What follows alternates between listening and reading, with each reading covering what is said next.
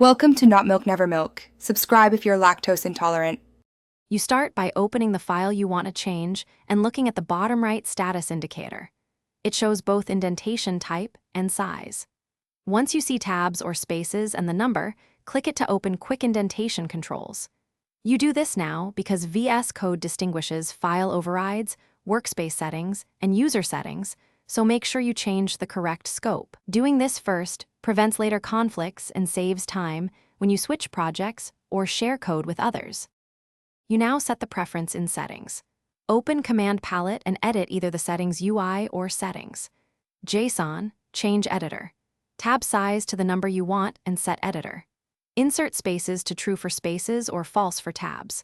Once done, if you need language-specific behavior, nest settings under JavaScript or another language key so only that language uses different indentation.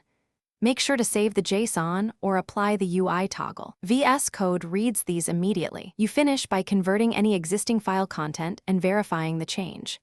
Click the status bar Convert Indentation action to switch file content from tabs to spaces or vice versa, then run Format Document so the file matches your settings.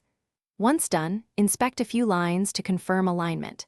If something still reverts, check for an editor config file, workspace settings, or an extension enforcing a different style. Disabling or updating that source will resolve conflicts. This single troubleshooting step fixes most surprises.